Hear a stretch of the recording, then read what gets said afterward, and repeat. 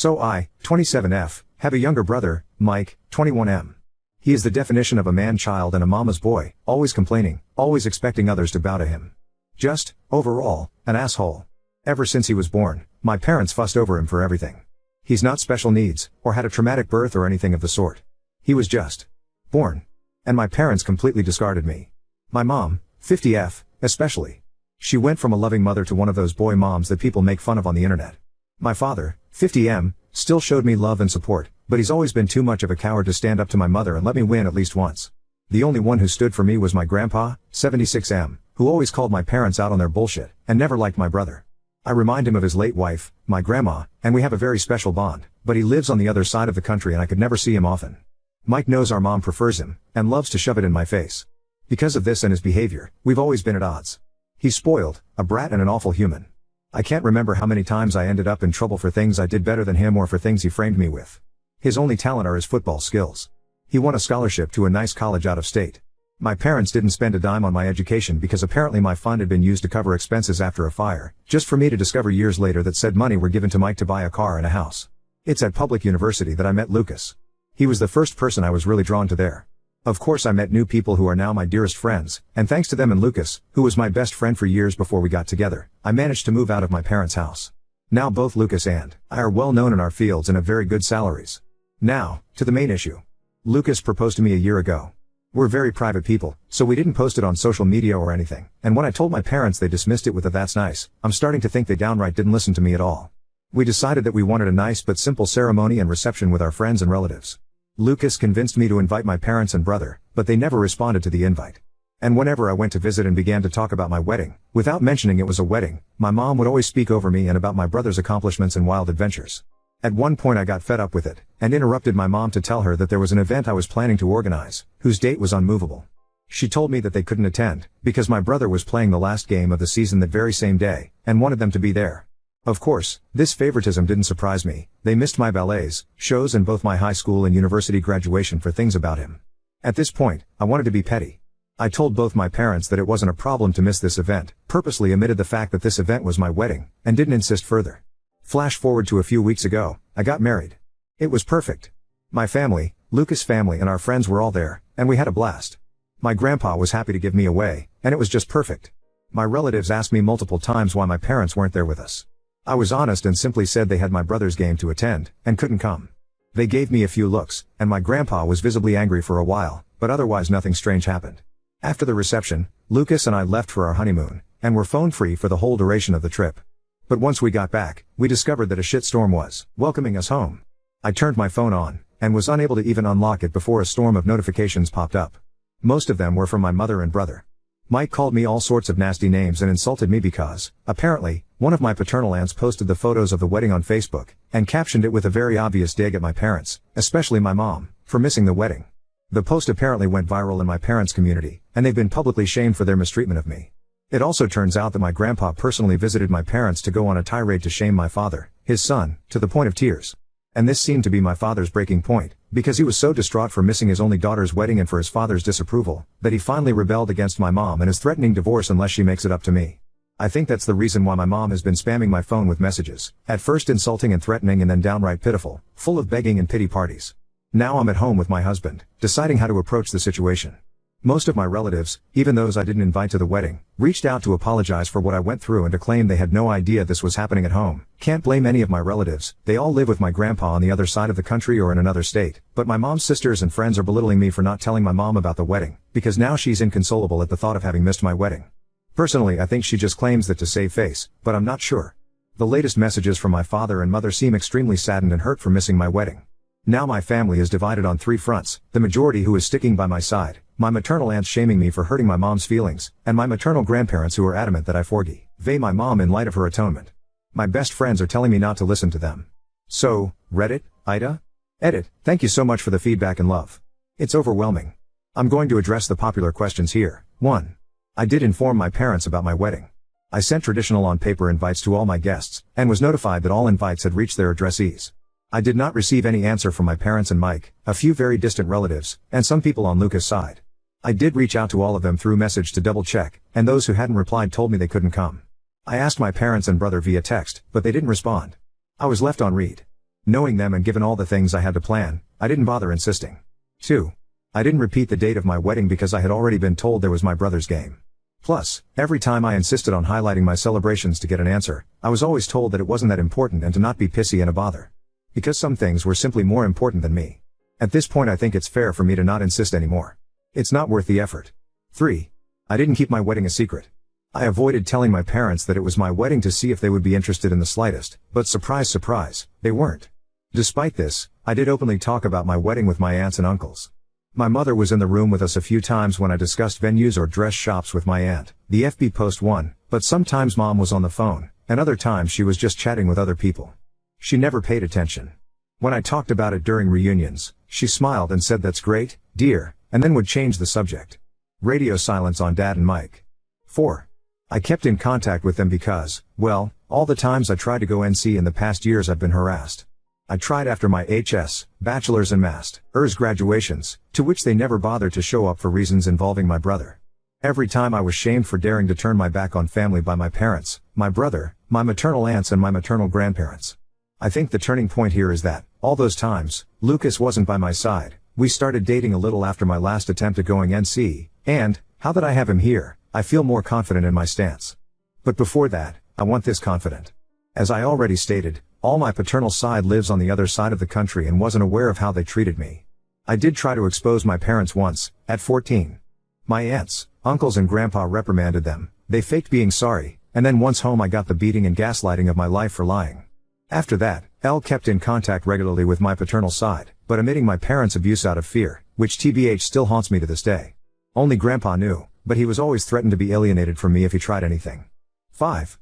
My parents and I are not from the same city.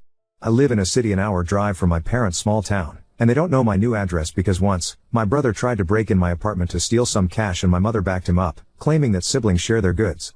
Now I moved, and I'll be sure not to tell them where I live. 6. My parents didn't buy my brother a car and a house before he even started high school. They bought him a car for his 16th birthday, and a house near his college when he began freshman year.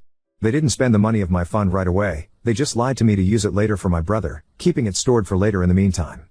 Edit 2, update is posted update 1. I am beyond grateful for your reassuring messages, and your love and feedback. The response was overwhelming and beyond what I ever thought it could be. I love you also so much. To those who believed my story was fake, I want to say that I'm happy your family life is better than mine, to the point of thinking of my reality as a fantasy, but I'd appreciate it if you stopped harassing me in DM, claiming that I'm writing a fake story for attention. If I've missed a few details in the OG post, it's because I was overwhelmed and crying my eyes out because of my family's harassment. You are not forced to read my story, or think it's true, but I think keeping the smallest amount of decency would be nice. Oh, and before diving in the update let me clarify a few things. 1. Yes, the invitation specifically stated it was a wedding. No excuses. 2. My maternal side of the family didn't come to the wedding. I'm sorry, I didn't make that clear in the OG post. Most of them were busy, and the others just gave me excuses to send a gift but not come. That's it. Don't ask me why they didn't discuss my wedding with my mom, it's not like I live in their brain. 3. My mother's atonement is the fact that she apologized via text. Now on to the update. Things have been a little crazy this past week. I got off of Reddit for a couple of days, to gather my thoughts. Then, I had a lengthy conversation with Lucas about how to proceed. He's been my rock, and I don't think I could ever love him more than I already do. My parents were always a taboo topic, but he hit me with a brutal reality check that I absolutely needed. We reached the conclusion that the fact I kept in contact all this time, stuck around and couldn't go NC, isn't healthy. I've realized that, the reason I never fully went NC, was that deep down I just wanted their approval, even now, for once. Pathetic, I know. But it's like a drug, being with my parents. They can be loving, funny, caring and warm, until they're not. The little love they give makes you crave for more, and you want their approval so badly you destroy yourself. But that's enough. I promised myself that things are going to change. I've thought about it, and decided to start therapy, and to go NC with all those who made an issue about this situation, for good this time. After the days dedicated on reflecting on how I feel, I ended up messaging my father to tell him that, if he wanted to talk, I would meet him, Mom and Mike in a neutral location the following day. He immediately replied and agreed, and we met at the park. My father's sisters and brother accompanied us for damage control. My father looked distraught and as if he had been crying for a while. My mom looked the same, but I think it was more out of anger and embarrassment. My brother looked annoyed. I told the three of them about how their behavior and preference in regards of my brother always hurt me, and that their abusive behavior made me realize that I didn't want contact with any of them again after that meeting. My mother tried to cut me off multiple times, but my aunt, the one who posted on FB, shut her up every single time. When I asked them why would they treat me this way, they didn't know what to say. My father kept crying and apologizing without giving me an answer, and my uncle reprimanded him for it. My mother seemed as if she was asking herself that for the first time, but well, in the end she just said that she simply disliked me. Plain and simple. And my brother? He just liked the attention and making me miserable as some kind of sport. I went on with my questions. When I asked why they never responded to my invite, they claimed to have never received one. I showed them the texts, but they denied receiving them. And well, it turns out that they hadn't, in fact, received my wedding invitation. When it arrived to their house, they weren't there. The only one in the house was my brother, who had come visiting for the weekend.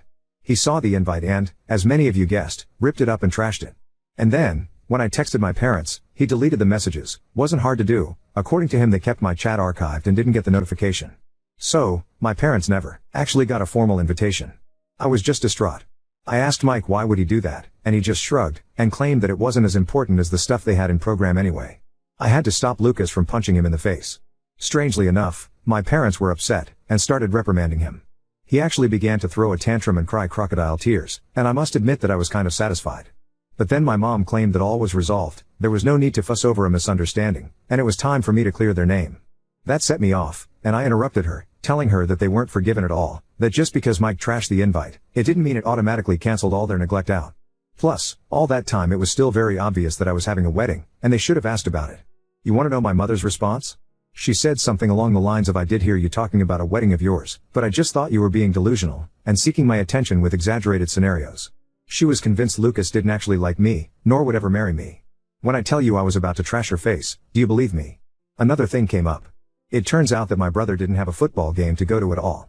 My parents used the fact that my husband, friends and I know little to nothing about football, we prefer soccer, and the fact I stopped asking about it when Mike would mock me during his time in high school, to make up a story to avoid my event.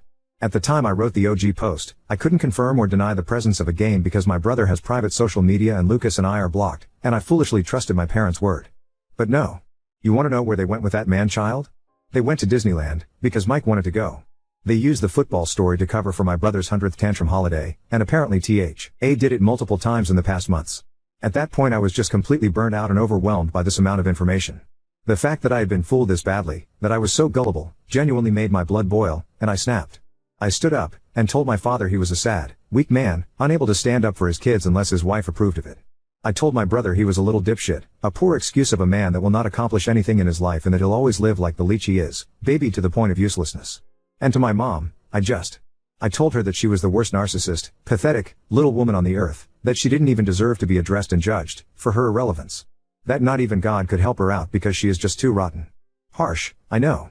My mother shot up from her seat to scream at me halfway through my rant to her, but I was just too mad. I shouted at her to shut the fuck up and sit down, and listen for once. She got so mad, it felt like steam was coming out of her ears. I don't remember much after that, just that I kept talking. And talking. It felt as if all my anger and hurt just flooded out. At one point I'm pretty sure the whole park was silent. I spat at my parents and Mike that I was disowning them all, and that if they're smart, they'll think before reaching out again. I took my purse and left with Lucas, Anna, and Francis, leaving my parents and brother at my aunt's and uncle's mercy. I think at some point the reality of what I had just learned and said finally hit me, because I ended up having a panic attack on the way home. Lucas was driving, so Anna helped me through it until we stopped in a parking lot to calm me down. I am beyond grateful for their help. Once home, I just fell on the bed and went to sleep. I really wanted to go with you guys' advice, and post the whole thread on FB, but given my work and career I couldn't expose myself like that. One thing is Shireen G, my story from an anonymous throwaway on Reddit, the other is on FB, with my name and face plastered everywhere. I couldn't go down that path. Instead, I did something better. I made a folder with all of my mother's insults, messages and awful comments, and sent it to the woman in charge of my mom's church. It's a tight-knit community my mom worked her ass off to enter in, but that is also extremely judgmental, and being shunned by them is a death sentence. And well, that's exactly what happened. Just like clockwork, the scandal spread like wildfire, going out of the church and reaching the rest of the small town. You can imagine what this means for my mother and father. Because of my little spill, I did find other messages from my maternal side of the family, belittling me even more for upsetting their sister or daughter and insulting her. I just didn't care anymore at that point, so I followed you guys' advice, and told them that from now on, they will no longer be part of my life, and that they can talk shit all they want, I just won't care. Instead, they should be grateful I don't send their nasty texts to their employers and spouses. I blocked every single one of them, grandparents included, on everything. I did find a lengthy message from my father. He apologized for not being strong enough to face my mother, agreed that what I said was true, and couldn't believe that he had lost so much of my life because of her. He told me he is going to divorce her no matter what my decision will be, because he is tired of being controlled. He would like a relationship with me to make up for all the years that passed. I did reply to him, to tell him that as of now I really don't want to see him or forgive him. He has replied that he'll try his best to win me back, and that he loves me. I replied back that, as of now, I find that hard to believe, and then blocked him too. Frankly, his slimy way of trying to have an out from this situation by throwing my mother under the bus is pathetic. At least, she was hateful and owned up to it. He is only able to blame others for his choices. I don't want to surround myself with people like that. My mother and brother are blocked similarly to my maternal side. Mike wrote other messages to taunt and insult me, and I just blocked him. My mom threw herself a pity party for being shunned by her community and for her marriage going into shambles, and I just replied good riddance before blocking her too. As for my grandpa, he has decided to stay with us for a while, to stick by my side. He really is the best, and has read some of your comments. He isn't going to admit that he's flattered by them. Since then a few days have passed, and all has been quiet. Lucas is spoiling me rotten, and I'm starting therapy soon.